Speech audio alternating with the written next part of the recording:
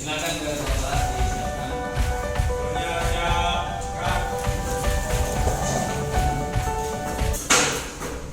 Beri salam. Waalaikumsalam warahmatullahi wabarakatuh. Jumlahnya adalah kita berdua untuk keyakinan masing-masing. Dua nilai.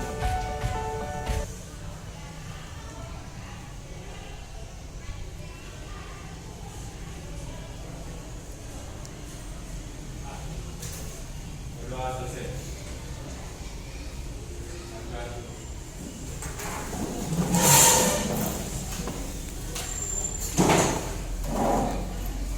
Baik, terima kasih Anda sekalian. Sebelum kita memulai pembelajaran hari ini, Bapak dan Ibu cek dulu kehadiran Anda sekalian. Alhamdulillah ya. Nah, jadi kita tentu selalu mengucapkan syukur. Alhamdulillah karena selalu dan setiap saat kita bisa hadir mengikuti pembelajaran di kelas, khususnya pada mata pelajaran geografi. Jadi Anda sekalian, pada hari ini saya atau kita akan melaksanakan pembelajaran. Namun sebelumnya Bapak ingin mengajak kita semua, ya, mengajak kita semua, khususnya Ananda di kelas 12 IPS 4 ini, dalam hal bagaimana nanti kita akan membangun sebuah keyakinan kelas. Keyakinan kelas ini penting kita lakukan dalam upaya mewujudkan pembelajaran di kelas, mewujudkan merdeka belajar, ya. Merdeka belajar di mana nanti Anda sekalian bisa mengutarakan keyakinan apa yang Anda yakini menjadi sesuatu yang dapat membuat kalian menjadi siswa yang lebih baik, siswa yang merdeka, sehingga ke depan Anda bisa menjadi manusia seutuhnya, baik di lingkungan sekolah maupun di lingkungan masyarakat. Oke, baik Anda sekalian, kali ini Bapak membawa kertas, kemudian selanjutnya nanti Anda sekalian menuliskan, ya, keyakinan kelas apa, ya, yang Anda yakini dapat menjadikan Anda sekalian menjadi siswa.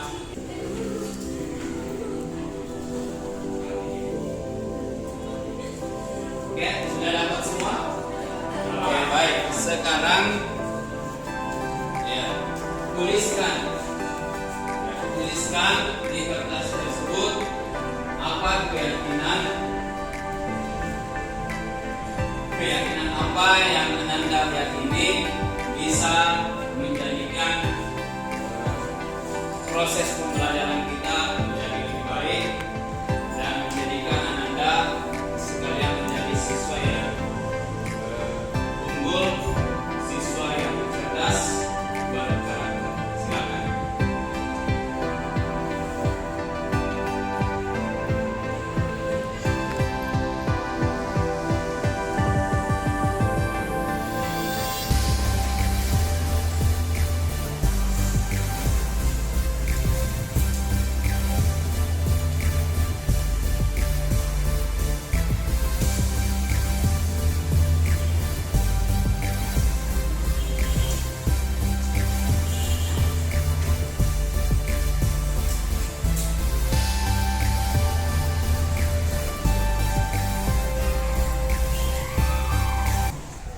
Ya, kalau sudah, coba silakan tempel di depan, ya, di papan tulis, ditempel di sini.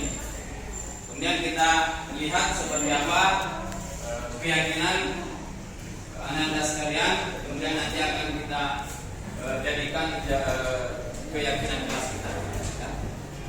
Ya, silakan yang belum. Ya, ditempel. Oke.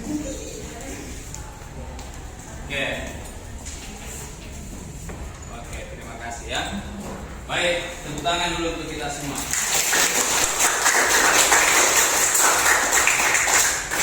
Ini tadi kalian sudah menuliskan satu keyakinan yang menurut Ananda sekalian bisa membawa Ananda menjadi siswa yang jauh lebih baik, jauh lebih berkarakter, jauh lebih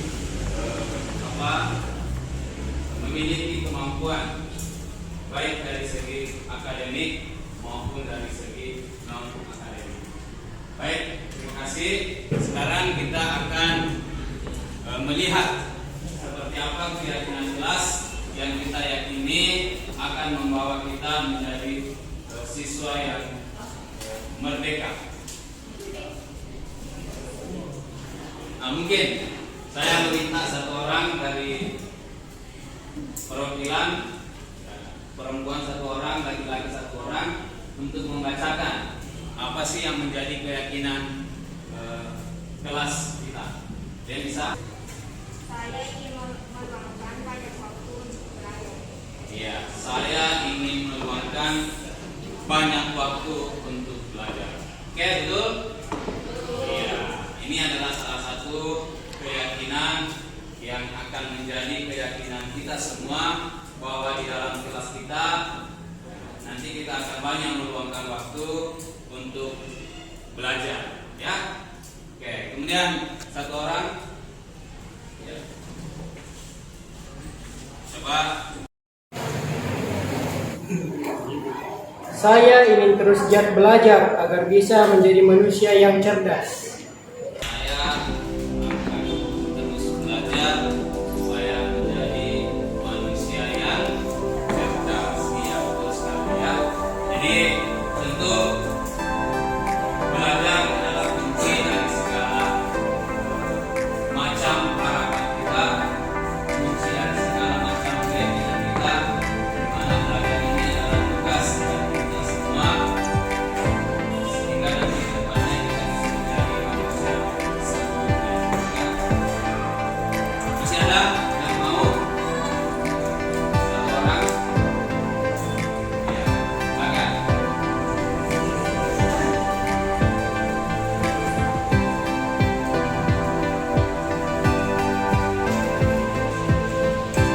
Keyakinan saya terhadap kelas ini yaitu ketika dalam proses belajar berlangsung, saya akan lebih serius dan akan memperhatikan setiap detail apa yang disampaikan oleh guru yang mengajar. Akan serius ya dalam menerima materi di kelas. Nah, ini keyakinan kelas kita. Semoga apa yang Anda semua sudah tulis sebagai suatu keyakinan, ya, ini akan menjadi keyakinan kelas kita bersama, sehingga mari kita sama-sama mewujudkan keyakinan ini sehingga kelas kita menjadi kelas yang kondusif, kelas yang baik, dan kelas yang ramah, serta kelas yang merdeka dalam proses pembelajaran. Oke, baik, setuju ya? Baik, terima kasih anak-anak sekalian. Jadi nanti ini kita akan jadikan keyakinan kelas kita, dan suatu saat nanti kita bisa melakukan evaluasi, ya, bagaimana keterlaksanaan dari keyakinan kelas. Ini nanti saya minta tolong ketua kelas serta pengurus untuk merapikan ini, menyimpan ini, mungkin bisa dibingkai dan kita simpan di rumah sana, di sana. Kalau perlu kita desain ulang ya, dalam bentuk poster sebagai suatu keyakinan kelas.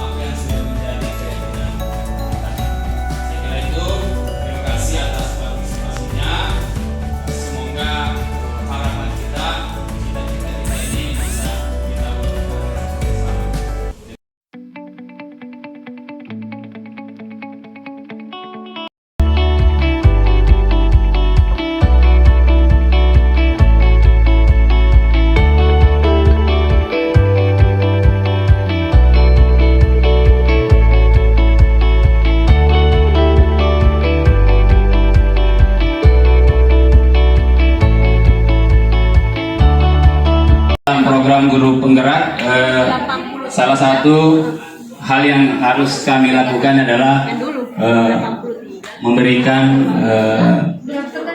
informasi ataupun sosialisasi terkait dengan program yang kami ikut. Jadi terkait dengan membangun budaya positif, ya, membangun budaya positif, yang pertama kali harus kita samakan adalah paradigma kita, cara pandang kita terhadap bagaimana melihat profesi. Dulu menganut yang namanya stimulus respon. Apa itu stimulus respon? Ketika ada, ya, tulisannya.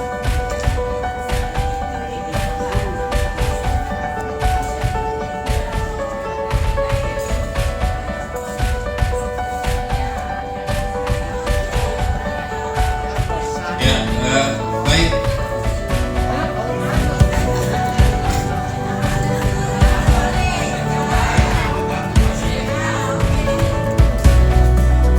Ya, saya kira sudah bisa dilihat sampai di belakang.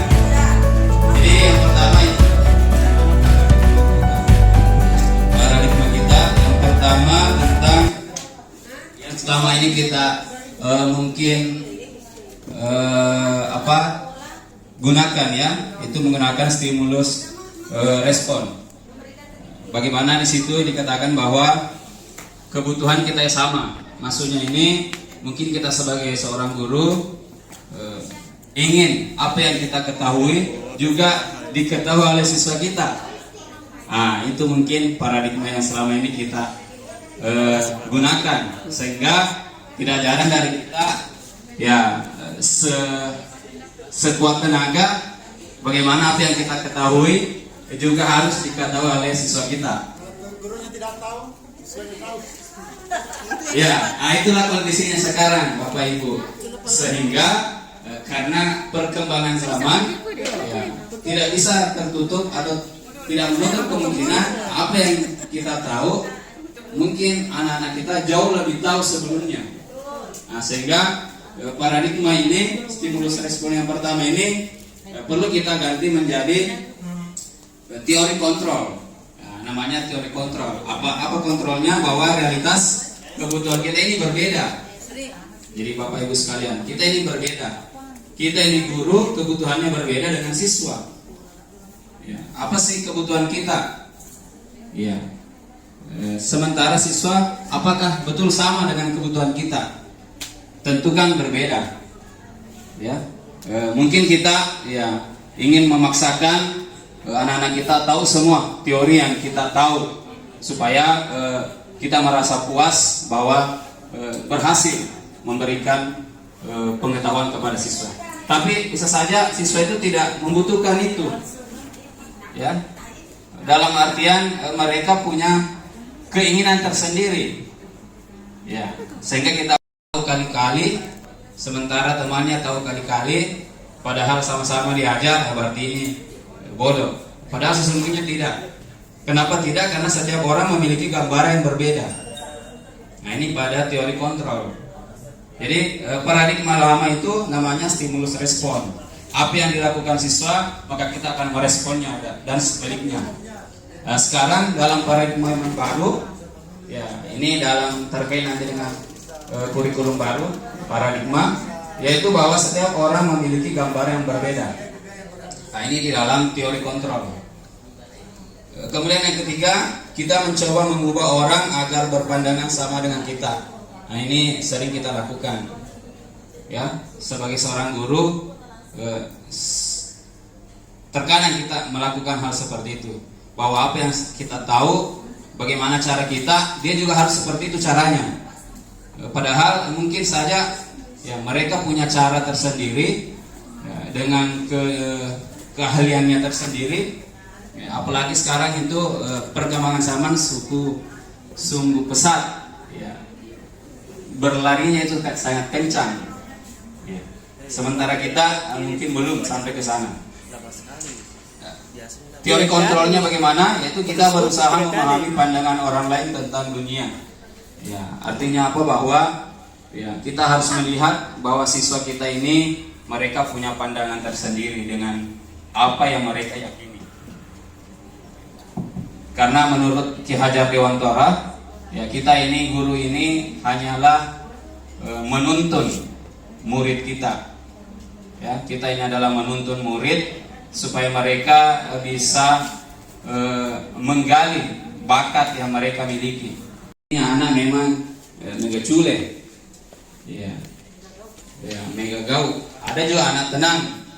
Nah, ini memang sudah karakter, namanya kodrat alam. Makanya anak bayi itu kita sudah bisa melihat sebenarnya.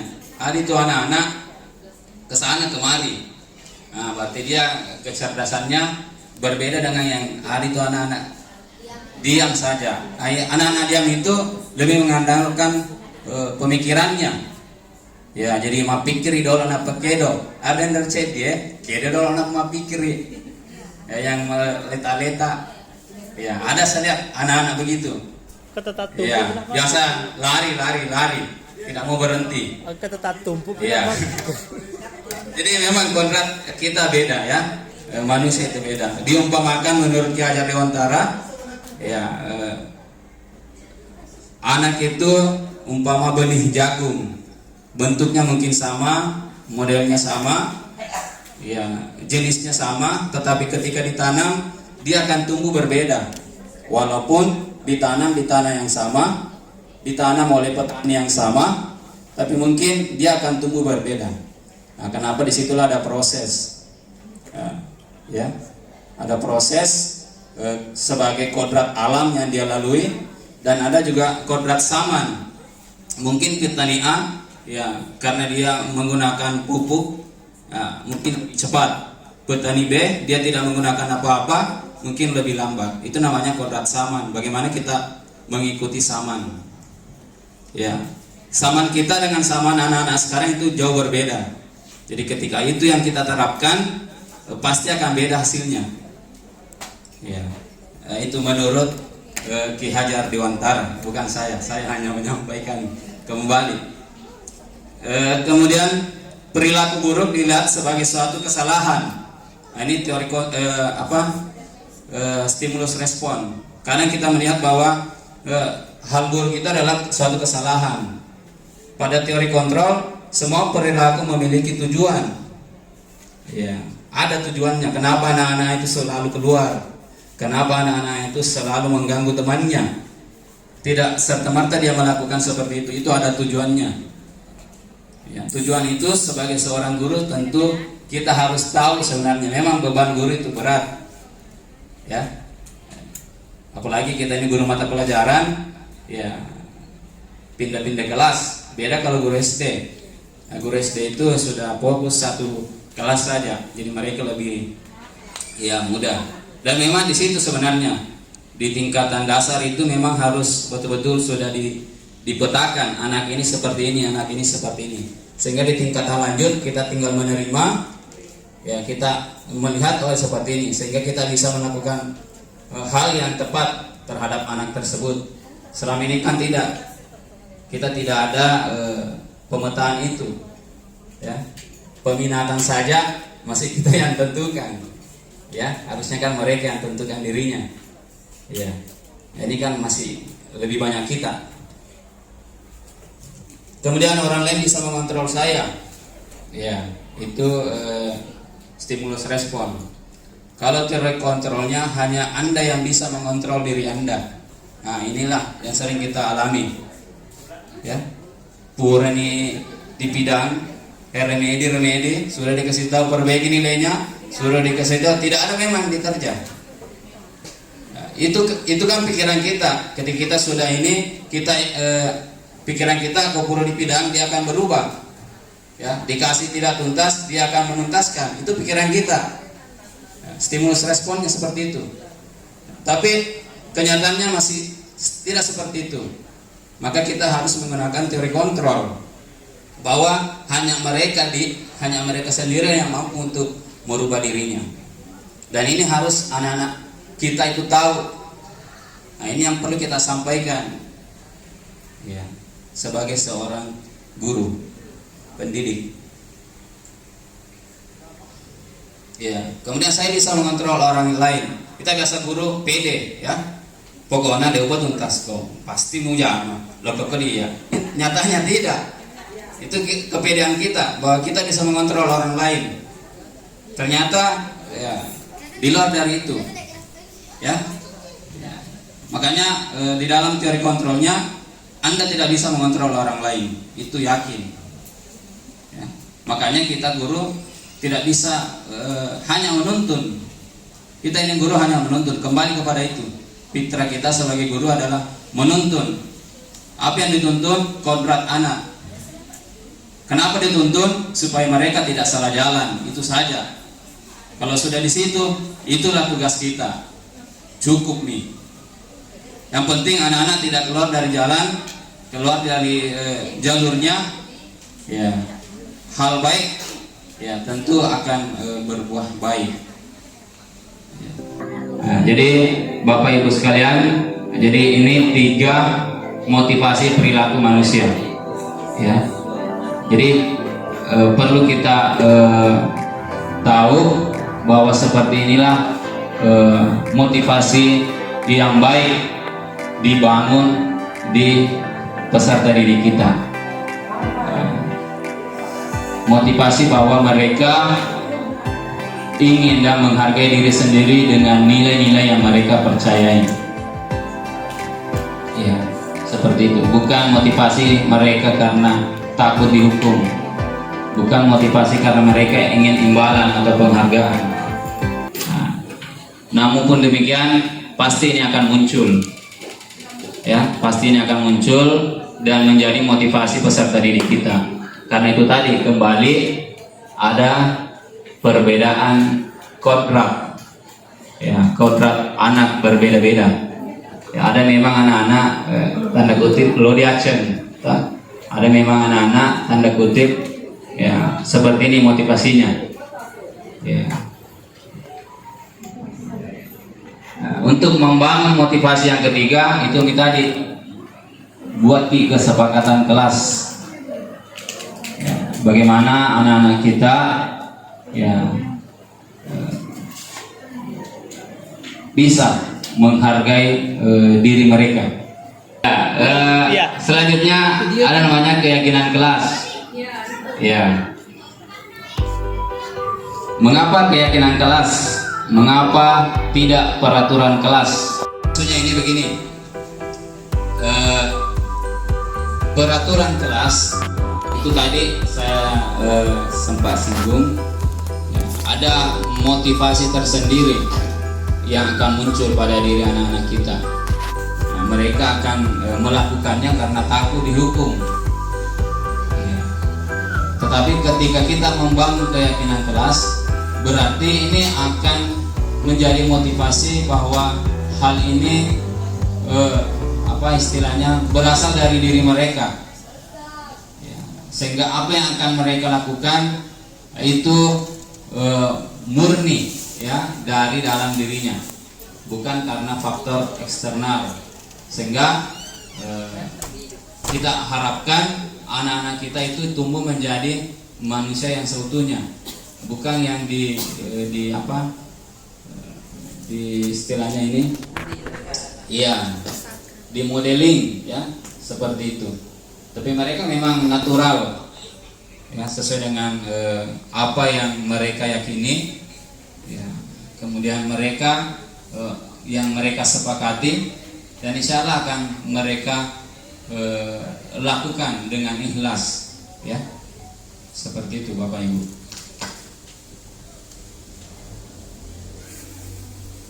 Ya, pembentukan keyakinan kelas. Yang pertama, keyakinan kelas bersifat lebih abstrak daripada peraturan yang lebih rinci dan konkret. Keyakinan kelas berupa pernyataan-pernyataan universal. Pernyataan keyakinan kelas senantiasa dibuat dalam bentuk positif. Ya, jadi kalimat-kalimat positif. Ya, diusahakan ya kita senantiasa menyampaikan kalimat-kalimat positif. Keyakinan kelas hendaknya tidak terlalu banyak sehingga mudah diingat dan dipahami oleh semua warga kelas. Keyakinan kelas sebaiknya sesuatu yang dapat diterapkan di lingkungan tersebut. Ya, semua warga kelas hendaknya ikut berpartisipasi dalam pembuatan keyakinan kelas lewat kegiatan curah pendapat. Itu tadi yang saya katakan, kesepakatan kelas curah pendapat. Kemudian nanti kita merangkumnya menjadi satu keyakinan kelas. Ya, keyakinan kelas ini nanti bisa kita tempel seperti ini sebenarnya ya. Artinya apa yang menjadi keyakinan di kelas itu ya, muncul dari keinginan anak-anak sendiri, bukan kita wali kelas.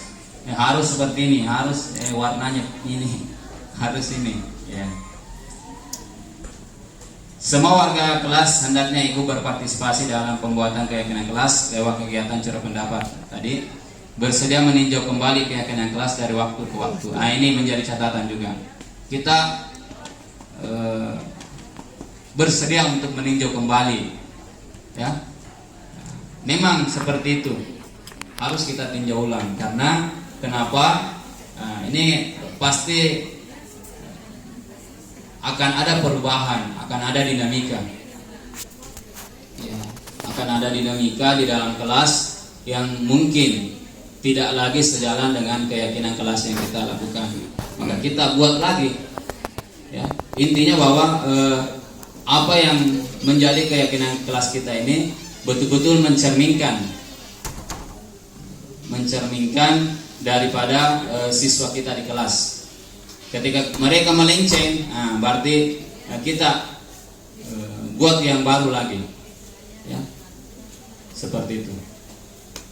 Artinya tidak sifatnya tidak harus seperti itu terus, tidak, bisa berubah, ya, sesuai dengan dinamika yang ada. Misalkan keyakinan kelas contohnya, ya, kami akan, kan anak-anak nanti akan membuat seperti itu. Kami akan belajar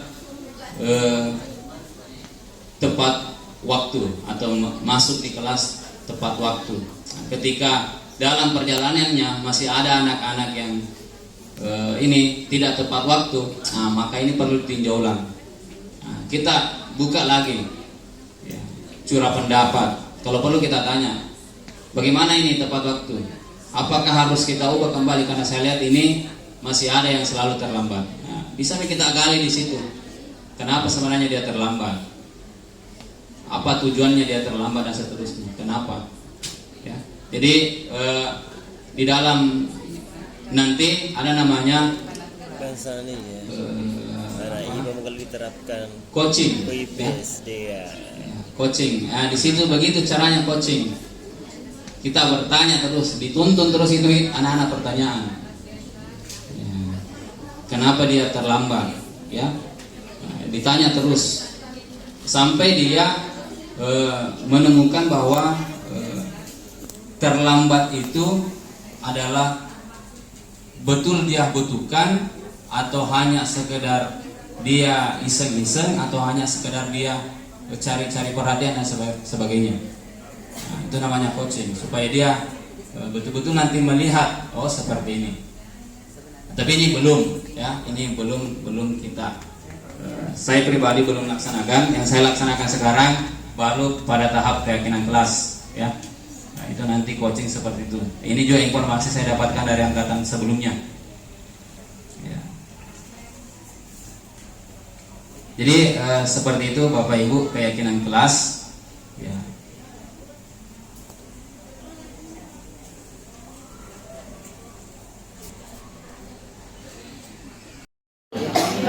Seluruh tindakan manusia memiliki tujuan tertentu. Jadi ada tujuannya itu. Anak-anak kita bertingkah laku di kelas ada tujuannya. Semua yang kita lakukan adalah usaha terbaik kita untuk mendapatkan apa yang kita inginkan. Betul ya? Iya. Ya. Pasti apa yang kita lakukan, ya tujuannya adalah hal yang terbaik yang ingin kita dapatkan. Ketika kita mendapatkan apa yang kita inginkan, sebetulnya saat itu kita sedang memenuhi satu atau lebih dari satu kebutuhan dasar kita, yaitu kebutuhan untuk bertahan hidup, survive, cinta dan kasih sayang, love and belonging. Bagaimana coding? Dari bahasa Inggris. Kebebasan, freedom, kesenangan, fun, dan kekuasaan, power. Jadi ini 5. Nah, jadi 5 kebutuhan dasar kita. Yang pertama, bertahan hidup, cinta dan kasih sayang, betul? Ya, kita ingin dicintai dan disayangi. Kita ingin kebebasan, ya, betul ya? Itu kebutuhan dasar manusia, bebas. Kesenangan, ya, ingin fun, pergi rekreasi, ya, itu kebutuhan kita sebenarnya, Bapak Ibu. Jadi kalau ada waktu luang, tidak apa-apa kita pergi soleh. Dan saya salut dengan beberapa teman kita yang bisa menyempatkan waktu. Hobinya soleh. Ya, artinya bisa dia menyempatkan waktu, ya, karena memang itu adalah kebutuhan dasar kita. Dan saya juga secara pribadi seperti itu, ya. Dan kekuasaan. Nah, jadi ini juga kebutuhan dasar manusia, ingin berkuasa, betul? Minimal berkuasa pada diri sendiri, ya. Tidak ingin dipengaruhi orang lain. Berkuasa pada diri sendiri itu adalah kebutuhan dasar kekuasaan yang dimaksud sebenarnya di sini, ya. Bahwa kita harus mandiri, ya. Ya, ketika seorang murid melakukan suatu perbuatan yang bertentangan dengan nilai-nilai kebajikan atau melanggar peraturan, hal itu sebenarnya dikarenakan, nah ini, hal itu sebenarnya dikarenakan karena mereka gagal memenuhi kebutuhan dasar mereka. Ya, jadi pada dasarnya ketika ada murid kita yang bertentangan, melakukan hal-hal yang bertentangan dengan nilai-nilai kebaikan, kebajikan, atau sering melanggar peraturan, itu pada dasarnya karena mereka gagal memenuhi kebutuhan dasar mereka. Apa kebutuhan dasarnya? Bertahan hidup, cinta kasih, kebebasan, kesenangan, dan kekuasaan. Kebutuhan dasar itu mereka tidak dapatkan. Di mana didapatkan? Di sekolah. Karena mereka di sekolah. Di mana didapatkan? Di kelas, karena mereka di kelas. Jadi ketika 5 kebutuhan dasar ini tidak mereka dapatkan, ya, makanya biasanya ya, bertindak aneh-aneh. Ada yang pukul-pukul meja. Oh, mau diperhatikan. Ya. Ada yang suka ganggu temannya. Oh, berarti ini mau berkuasa ini. Akan detok sebuah dan sebagainya. Nah, itu kebutuhan. Ah, inilah yang harus kita minimal kita berikan menunya. Ya, Kasih untuk ayam. dia penuhi. Ada bertahan hidup, ya, survive, cinta kasih, ya, kebebasan. Untuk lebih jelasnya mari kita lihat satu persatu dari 5 kebutuhan dasar. Sambil mau. Coba kesini sekali.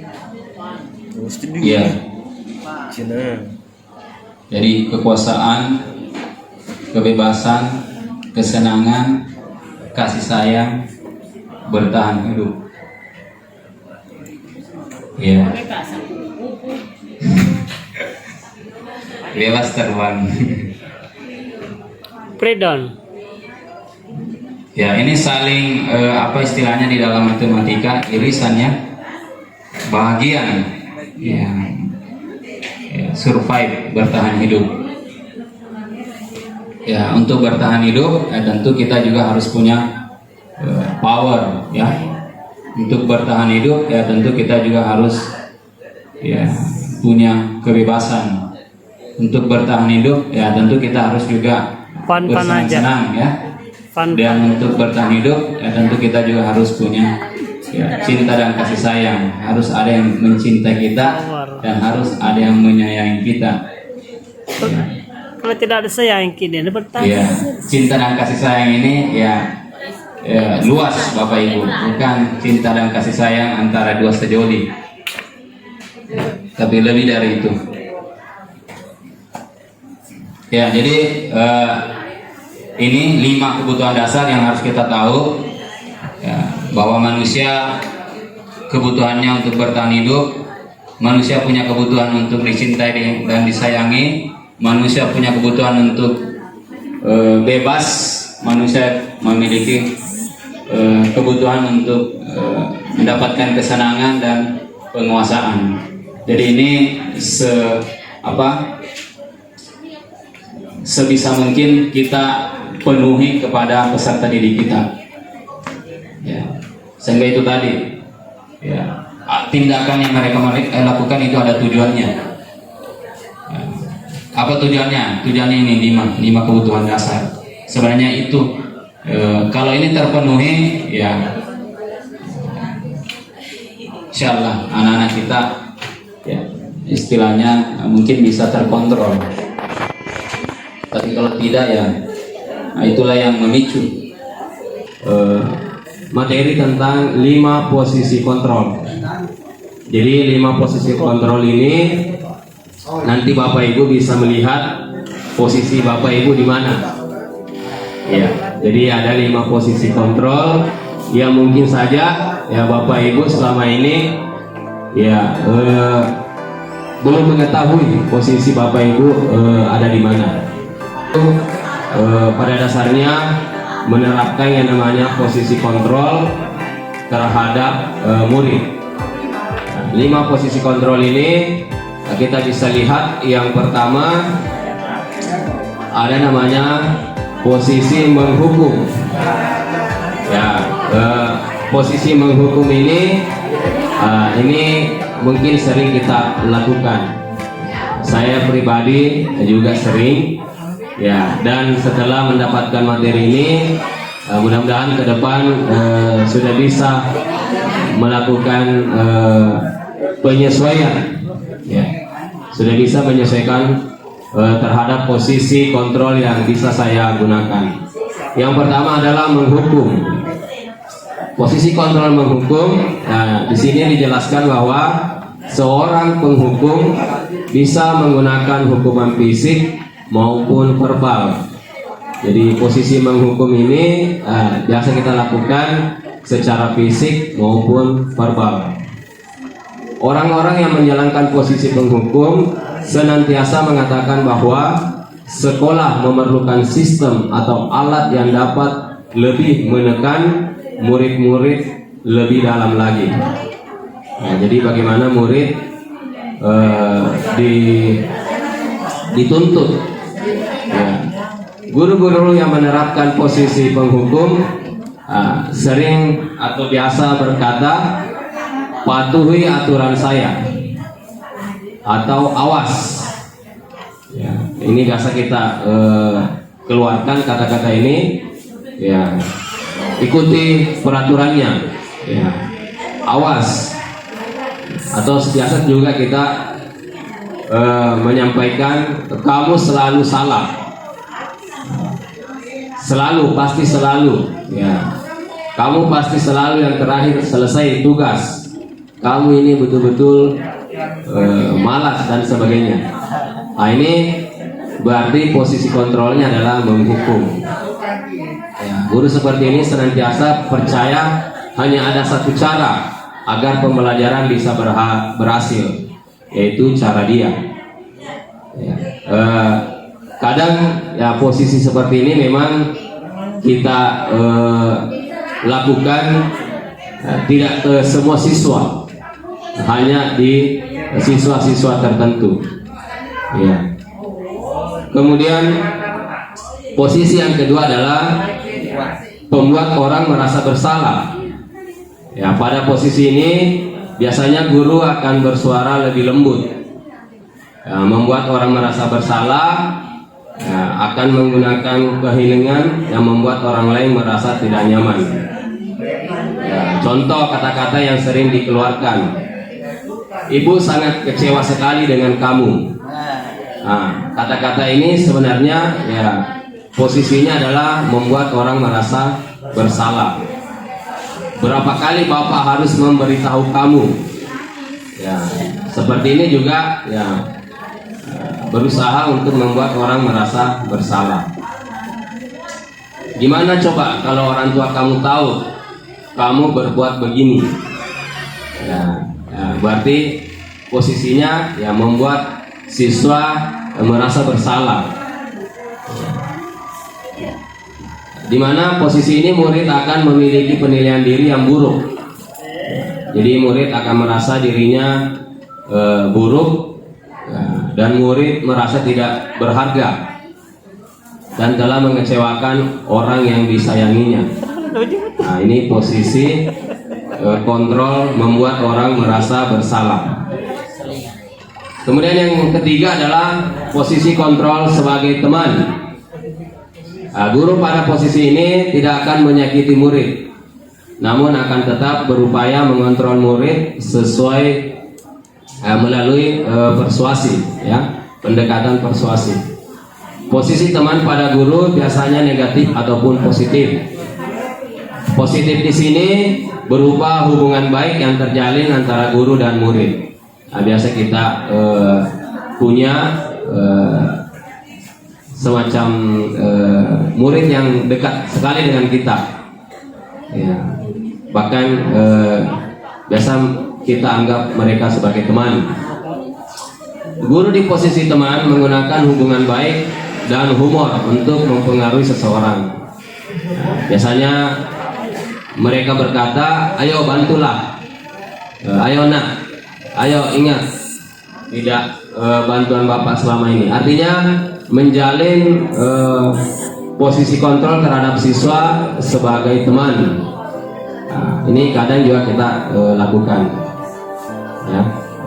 Posisi ini berada pada posisi yang ketiga. Kemudian hal negatif dari posisi teman adalah, ya, tadi positifnya tentu kita akan dengan mudah memberikan kontrol kepada siswa kita. Hal negatifnya yaitu bila suatu saat guru tersebut tidak membantu, maka murid akan kecewa. Nah, biasanya kalau terlalu dekat nih, ya, biasanya juga murid terlalu banyak harapan nih, dan ketika harapannya tidak diwujudkan, biasanya kecewa. Dan berkata, saya pikir bapak ibu teman saya. Murid merasa dikecewakan dan tidak mau lagi berusaha. Hal lain yang mungkin timbul adalah murid hanya akan bertindak untuk guru tertentu dan tidak untuk guru lain. Murid akan tergantung pada guru tersebut. Jadi hanya guru-guru tertentu saja yang mau dia dengar, ya, yang menjadi teman. Jadi posisi teman, itu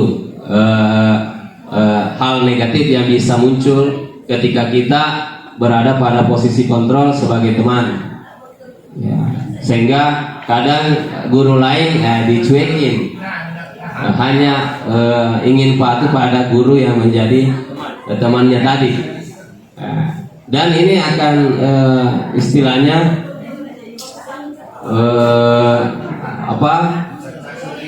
menahan siswa, ya, menahan siswa untuk bisa berkomunikasi dengan guru-guru lain. Padahal di sekolah itu kan semua guru adalah sama. Membatasi siswa terhadap kebutuhannya dengan guru-guru yang lain. Ini posisi yang ketiga. Kemudian posisi yang keempat adalah guru sebagai monitor, pemantau. Monitor berarti mengawasi. Pada saat kita mengawasi, kita bertanggung jawab atas perilaku orang-orang yang kita awasi. Posisi pemantau berdasarkan pada peraturan dan konsekuensi. Jadi kita akan memberikan konsekuensi. Bisa dengan mudah memberikan konsekuensi karena kita memantau dia, melihat betul apa yang dia lakukan dan apa yang dia langgar dari kesepakatan. Dengan menggunakan sanksi konsekuensi, kita dapat memisahkan hubungan pribadi kita dengan murid sebagai seorang yang menjalankan posisi pemantau. Nah, pertanyaan biasa muncul, peraturannya apa yang telah kamu lakukan, sanksi atau konsekuensinya apa. Jadi ini posisi pemantau. Jadi tidak terlalu dekat dengan siswa sehingga kita bisa menjatuhkan sanksi terhadap tindakan yang mereka lakukan. Ya. Seorang pemantau sangat mengandalkan penghitungan, catatan, data yang dapat digunakan sebagai bukti atas perilaku seseorang. Jadi tidak asal kita menghukum, tentu kita punya data, kita punya catatan yang bisa kita jadikan dasar. Posisi ini akan menggunakan stiker, slip catatan, daftar cek. Nah, biasanya kita di absensi kita, oh ini anak sering keluar masuk tanpa izin, ini anak, ini artinya ada catatan yang kita gunakan atau kita miliki. Posisi monitor sendiri berawal dari teori stimulus respon yang menunjukkan tanggung jawab guru dalam mengontrol murid. Nah ini ya posisi pemantau. Artinya kita guru dalam menerapkan posisi kontrol terhadap siswa harus punya dasar, harus punya data yang kuat, yang betul-betul bisa menjadi dasar kita dalam menjatuhkan sanksi. Kemudian posisi kontrol yang kelima atau yang paling tinggi adalah seorang manajer. Jadi guru berada pada posisi sebagai manajer. Posisi terakhir ini adalah posisi mentor, di mana guru berbuat sesuatu bersama dengan murid. Nah, jadi pada dasarnya ketika kita ingin perilaku atau hal-hal yang baik terjadi pada murid kita, tentu kita harus bersama-sama mereka, memberikan contoh teladan, ya, misalkan membersihkan kelas, ya, minimal kita turut di sana, ya, hadir di sana di tengah-tengah mereka. Kalau perlu kita juga terlibat dalam kegiatan pembersihan kelas. Ya, jangan hanya dilepas siswa kemudian kita datang belum bersih. Iya. Jadi seorang manajer, ya, posisi inilah yang paling tinggi. Ya. Jadi bagaimana kita berbuat bersama murid, mempersilahkan murid mempertanggungjawabkan perilakunya, mendukung murid agar dapat menemukan solusi atas permasalahannya sendiri. Ya. Seorang manajer telah memiliki keterampilan di posisi teman maupun pemantau, dan dengan demikian bisa jadi di waktu-waktu tertentu kembali kepada kedua posisi tersebut bila diperlukan. Nah, jadi bisa juga kita kembali ke posisi sebagai teman, bisa juga kita kembali ke posisi sebagai pemantau, atau kita berada pada posisi sebagai manajer. Ya, artinya ini dikondisikan saja, Bapak Ibu. Ya, tidak semua juga kelas bisa kita berfungsi sebagai manajer, karena memang ada karakter siswa. Ya, seperti di materi awal bahwa siswa itu punya kodrat alam dan kodrat saman masing-masing, sehingga perlu kita menyikapinya dengan tindakan pasti yang berbeda. Ya, tidak semua sama. Ya, intinya bahwa perlakuan kita kepada siswa itu diupayakan bisa mengcover kebutuhan mereka berdasarkan karakter yang mereka miliki. Namun bila kita menginginkan murid-murid kita menjadi manusia yang merdeka, mandiri dan bertanggung jawab, maka kita perlu mengacu kepada restitusi yang dapat menjadikan murid kita seorang manajer bagi dirinya. Nah, walaupun ya sering kita lakukan posisi menghukum sebagai teman, pemantau, tetapi tentu ya sebagai manajer inilah yang kita harapkan supaya siswa kita bisa menjadi manusia yang seutuhnya, ya, manusia yang bisa mempertanggungjawabkan dirinya, mengontrol dirinya, ya, tanpa harus ada tekanan dan paksaan dari pihak lain. Nah, istilahnya merdeka.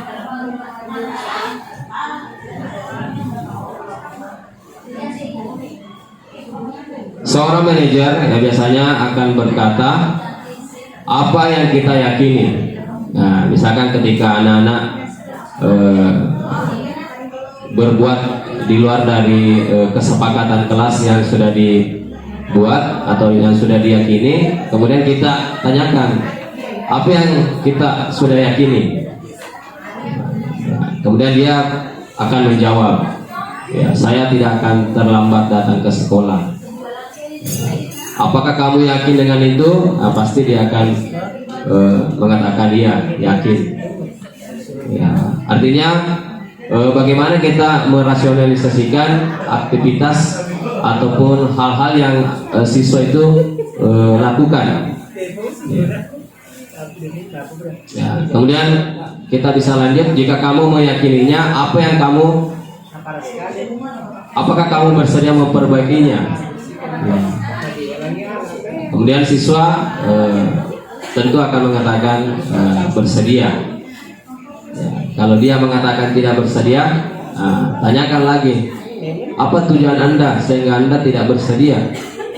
Ya, untuk memperbaiki kesalahannya. Ya, artinya kita mengarahkan siswa untuk menemukan rasionalisasi tindakan yang mereka lakukan. Nah, setelah itu, jika kamu memperbaiki hal ini akan menunjukkan apa tentang dirimu. Ya, kemudian apa rencana kamu untuk memperbaiki hal ini. Nah, sehingga mereka punya semacam refleksi diri terhadap apa yang sudah mereka lakukan atau kesalahan yang sudah mereka lakukan. Tugas seorang manajer bukan untuk mengatur perilaku seseorang atau siswa. Nah, kita membimbing murid untuk dapat mengatur dirinya. Nah, seorang manajer bukanlah memisahkan murid dari kelompoknya, tetapi mengembalikan murid tersebut ke dalam kelompoknya lebih baik dan lebih kuat lagi.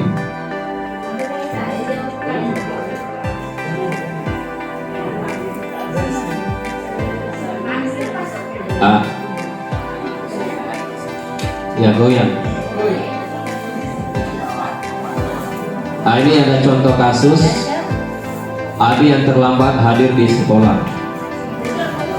Kalau kita sebagai posisi penghukum, tentu kita akan langsung marah, ya, langsung naik gas, nada suara tinggi, bahasa tubuh melotot, dan jari menunjuk-nunjuk. Terlambat sih, terlambat lagi nih, ini terus terlambat terus ini. Nah, pasti begitu, ya, itu manusiawi. Tapi ketika kita melakukan itu, berarti kita berada di posisi penghukum. Ya, kita berada pada posisi kontrol penghukum. Ya, bagaimana perasaan murid bila guru berbicara seperti itu? Kira-kira, pasti mereka akan down. Kemudian semangatnya hari itu akan berkurang dan akan berpengaruh seterusnya. Akibatnya kemungkinan murid akan marah dan mendendam atau bersifat agresif. Bisa jadi sesudah kembali duduk, murid tersebut akan mencoret-coret bukunya atau meja tulisnya. Lebih buruk lagi, sepulang sekolah murid melihat motor atau mobil bapak ibu guru. Tapi ini sudah tidak ada. Kalau dulu mungkin seperti ini, ya. Kemudian posisi yang kedua, membuat orang lain merasa bersalah. Nada suaranya lembut, bahasa tubuhnya merapat pada anak secara lesu. Ya. Adik, kamu ini bagaimana ya? Kamu sudah berjanji dengan ibu tidak akan terlambat lagi. Kamu kenapa senang sekali mengecewakan ibu? Ibu benar-benar kecewa.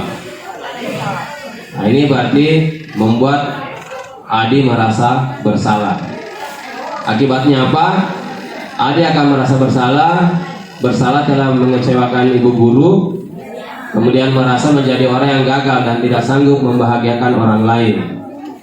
Kadangkala sikap seperti ini lebih membahayakan diri, berbahaya dari sikap penghukum, karena emosi akan tertanam, murid akan menahan perasaan, ya, dan seterusnya. Kemudian posisi sebagai teman, nah, nada suara ramah, akrab dan bercanda, bahasa tubuh merapat pada murid. Akibatnya murid akan merasa senang akrab dengan gurunya. Kemudian yang selanjutnya pemantau. Ya, ketika kita memantau, ya, guru, tahukah kamu jam berapa kita memulai? Tahu Pak, kamu terlambat 15 menit dan seterusnya. Ya, ini memantau. Ya, kalau gurunya yang terlambat, ya berarti gurunya yang mau di posisi restitusi. Ya. Kemudian manajer, ya, tentu ini yang kita harapkan. Ya, bagaimana siswa ya bisa bertanggung jawab terhadap apa yang sudah dia lakukan dan bagaimana dia bisa menjadi manajer bagi dirinya sendiri. Ya.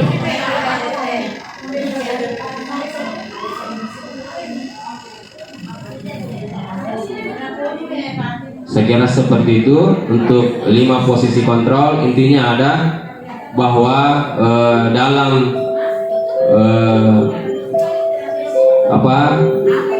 menumbuhkan budaya positif, ya tentu posisi kontrol yang paling bagus kita terapkan adalah sebagai seorang manajer.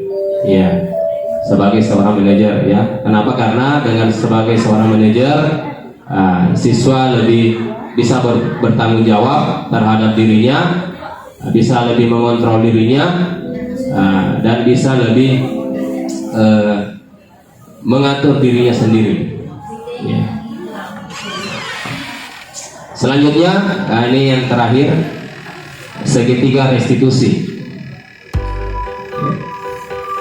Segitiga restitusi adalah proses menciptakan kondisi bagi murid untuk memperbaiki kesalahan mereka, sehingga mereka bisa kembali pada kelompok mereka dengan karakter yang lebih kuat. Misalkan ada siswa yang melakukan pelanggaran, bisa kita lakukan restitusi terhadap mereka, sehingga kesalahan mereka bisa mereka perbaiki dan mereka bisa kembali ke dalam kondisi normal mereka di dalam kelompok, sehingga dia tidak dicap sebagai orang yang selalu bersalah, orang yang selalu bandel dan sebagainya.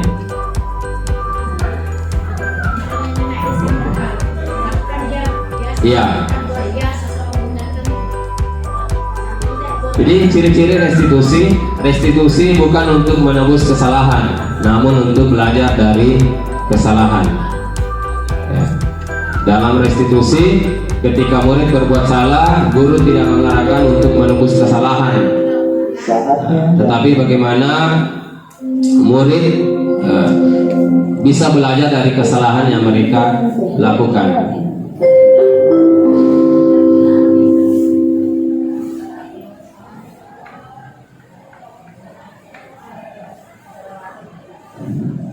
Artinya restitusi ini inisiatif daripada siswa.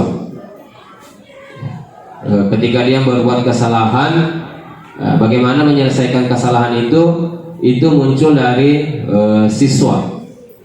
Ya, jadi kita hanya mengarahkan seperti apa kesalahan yang dia buat dan bagaimana kesalahan itu bisa dia perbaiki.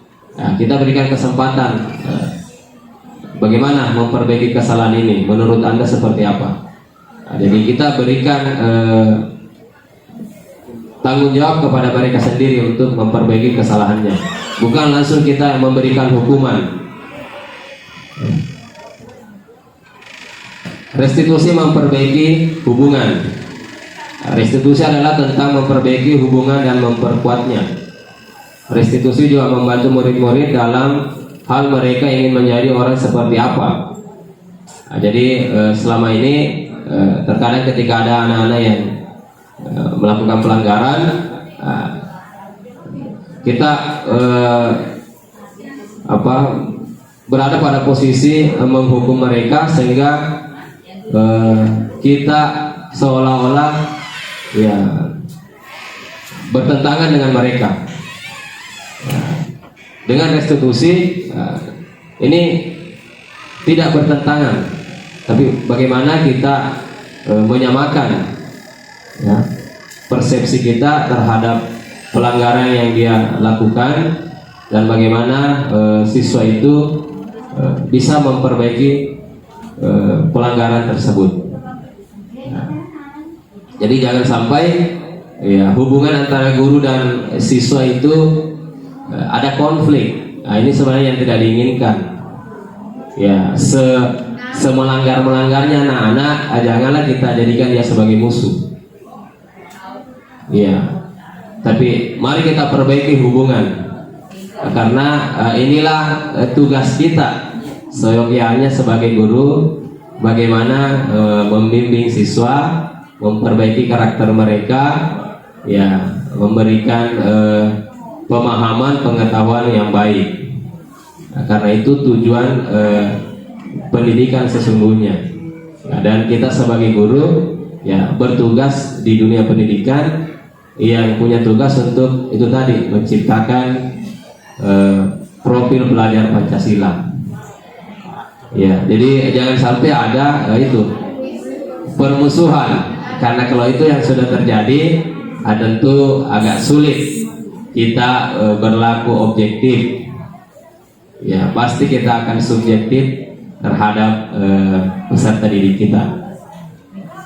Dan ketika ini yang kita lakukan ya akan berdampak ke yang lain.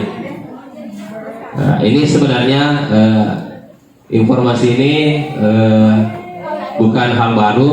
Ini hal yang sudah sering kita lakukan. Ya, bagaimana kita melakukan restitusi terhadap siswa-siswa kita. Karena pada dasarnya tentu kita sebagai seorang guru tidak ada niat dan keinginan kita untuk melihat siswa kita tidak baik. Semua punya niat, tekad untuk bagaimana siswa kita bisa menjadi siswa yang seutuhnya atau manusia yang seutuhnya.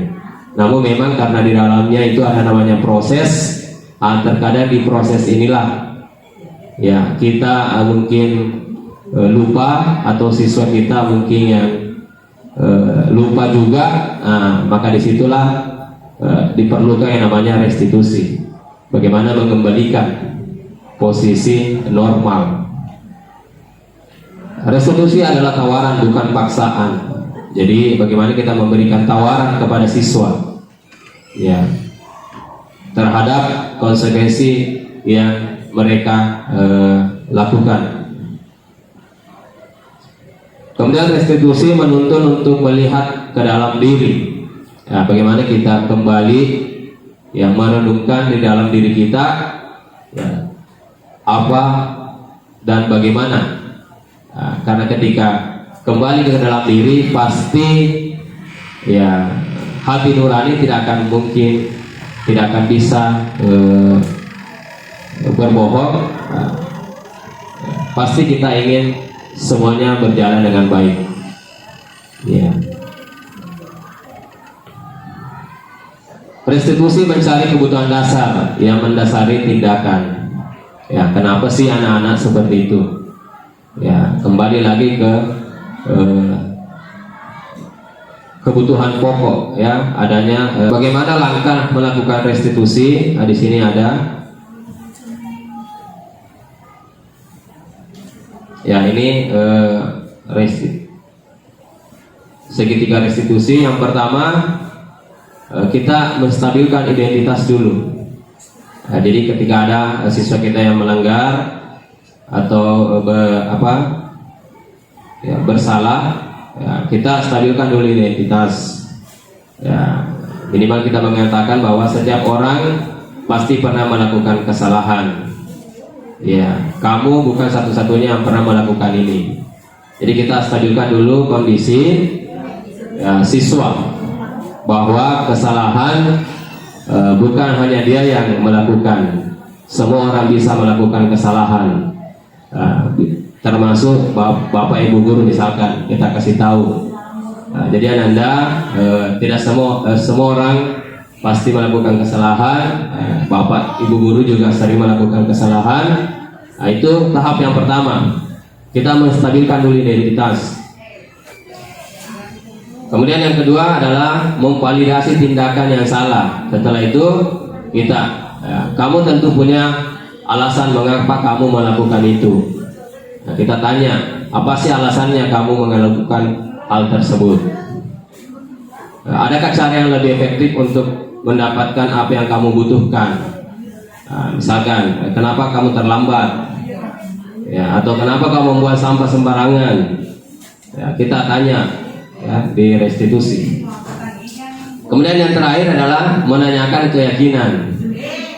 Ya, kembali lagi keyakinan kelas apa yang telah kita sepakati. Kemudian pasti mereka akan mengingat itu dan mengatakan bahwa betul seperti ini yang sudah kami sepakati. Ya. Kemudian kamu ingin menjadi orang yang seperti apa? Nah, tentu mereka semua ingin menjadi orang yang lebih baik. Tidak ada yang menjawab bahwa mereka akan menjadi lebih nakal dan sebagainya. Nah, jadi seperti ini segitiga restitusi. Yang pertama adalah menstabilkan identitas, kemudian memvalidasi tindakan yang salah, kemudian menanyakan keyakinannya. Ya, saya kira seperti itu, Bapak Ibu sekalian. Ya, lebih jelasnya nanti saya bisa berbagi file supaya bisa kita membaca juga. Ya, mungkin ada hal-hal yang bisa kita terapkan, dan mungkin ada hal-hal yang sudah kita terapkan tapi perlu penguatan. Saya kira seperti itu. Terima kasih ya atas kesempatannya. Mohon maaf telah mengganggu aktivitas istirahatnya. Cukup sekian. Wabillahi taufiq wal hidayah. Wassalamualaikum warahmatullahi wabarakatuh. Kalau ada pertanyaan, insya Allah saya siap untuk melakukan diskusi secara mandiri.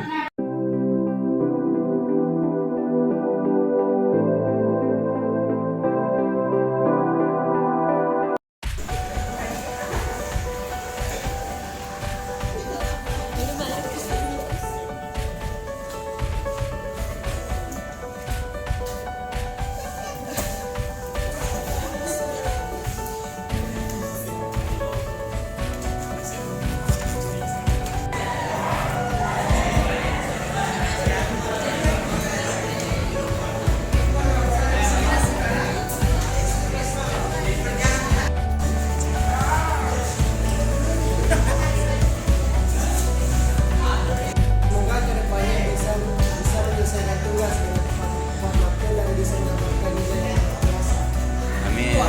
Yang santai namun tetap kondusif. Kelas 1 belajar tepat waktu. 2 mengerjakan tugas dengan cepat dan benar. 3 menghargai keputusan teman. 4 menjaga sopan santun, dan 5 berpakaian rapi. Alhamdulillahirrabbilalamin. Saat ini sedikit saya akan memberikan testimoni terkait masalah penerapan budaya positif di lingkungan sekolah.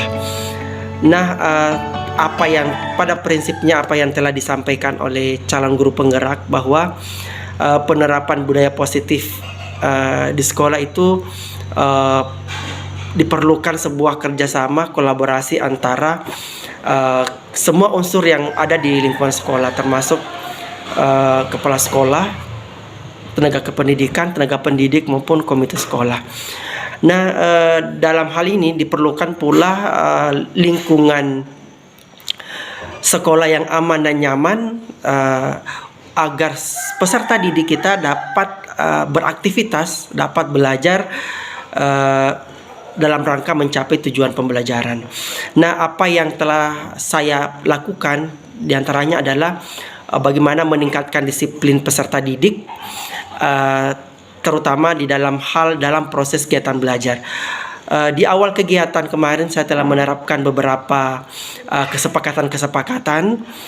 Tentunya kesepakatan itu berasal dari siswa, dan alhamdulillah semua kesepakatan yang telah dibuat oleh peserta didik itu karena mereka sendiri yang membuat aturannya, sehingga mau tidak mau peserta didik pun dengan mudah ataukah mereka sendiri yang akan melaksanakan apa yang telah menjadi kesepakatan di kelas. Jadi dengan kesepakatan yang telah dilakukan, budaya positif yang telah kita terapkan itu tentu peserta didik juga akan mengikuti dengan sendirinya. Demikian testimoni yang bisa saya sampaikan. Wassalamualaikum warahmatullahi wabarakatuh. Assalamualaikum warahmatullahi wabarakatuh. Perkenalkan, nama saya Husneni SPD, mengajar mata pelajaran Penjas di SMA Negeri 13 Bone, Provinsi Sulawesi Selatan.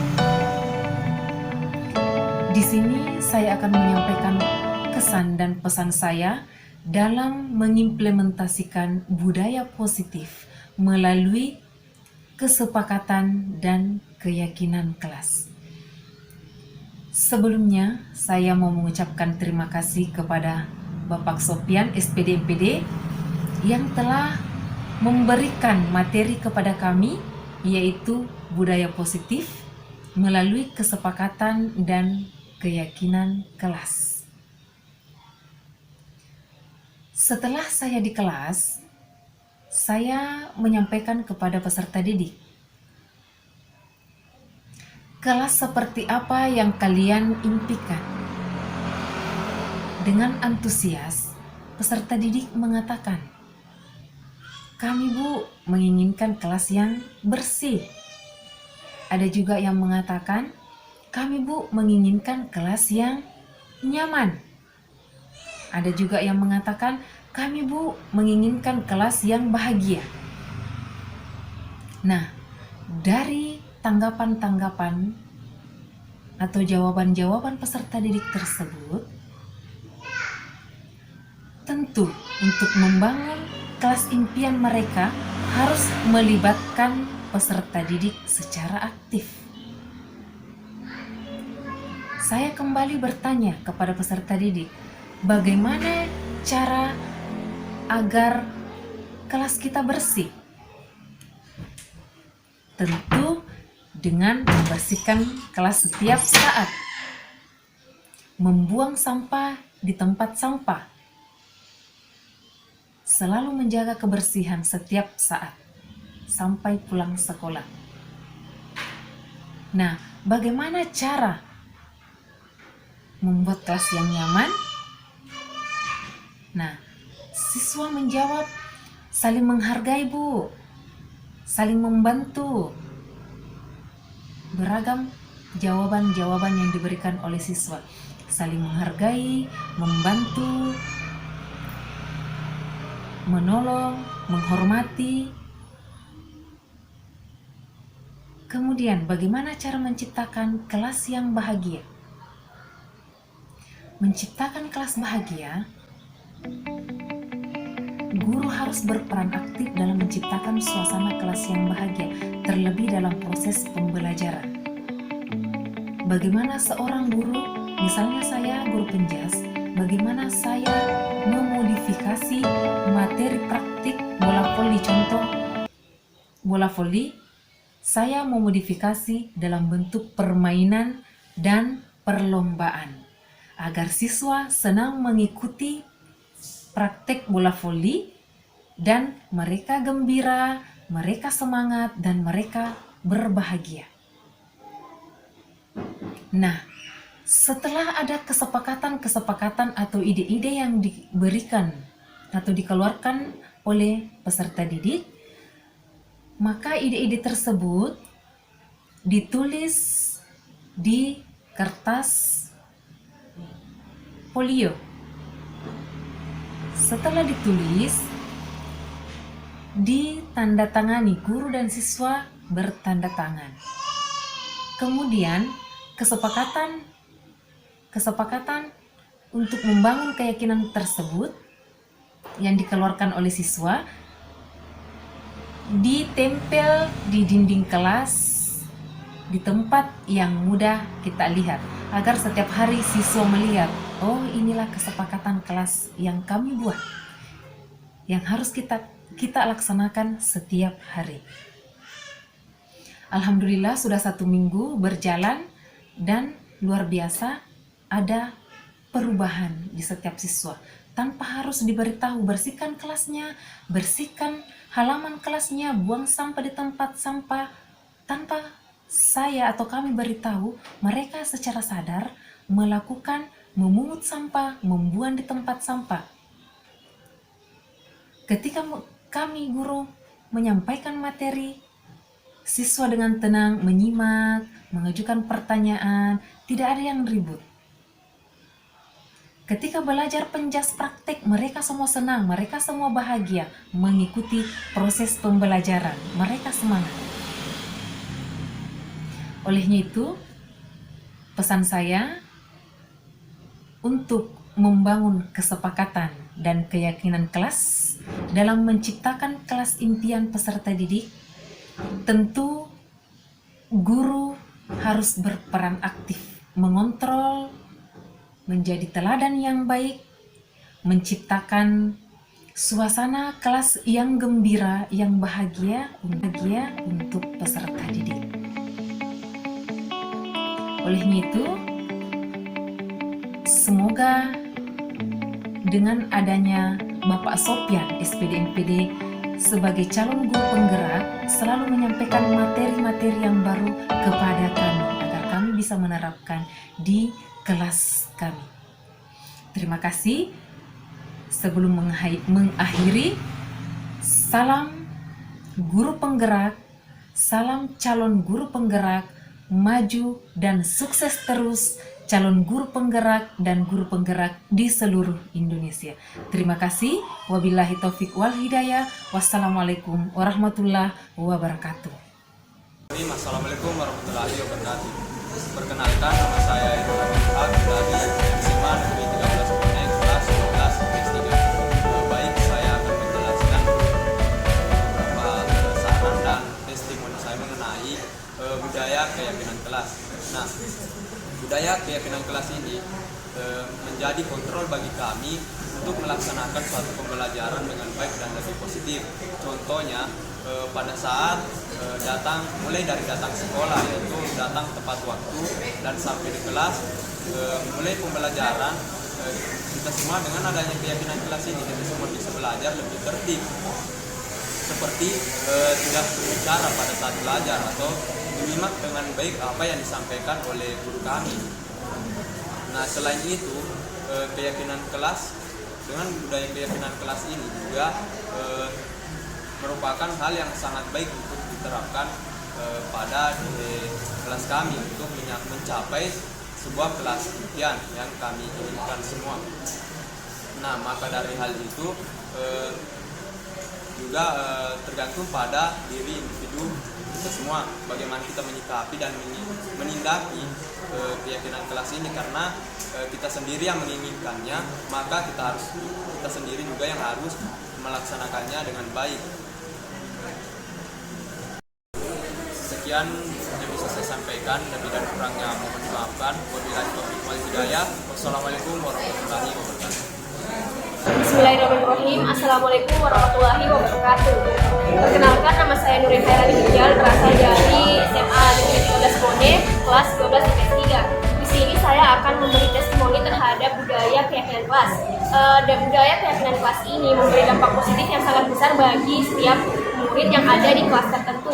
Contohnya, memberi keyakinan bahwa dalam mengatur diri atau introspeksi diri terhadap kebersihan ataupun ketertiban dalam sekolah itu sangat penting, terutama zaman sekarang. Tentunya setelah adanya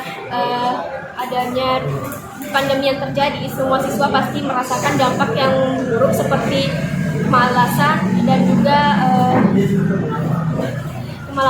juga merasa tertekan dalam menjalani kehidupan sehari-hari kembali. Jadi dengan adanya budaya kelas ini dapat dijadikan sebagai kontrol diri serta dalam mengatur kembali kehidupan yang pernah kita jalani dahulu sebelum akhirnya terhambat karena adanya pandemi yang telah terjadi.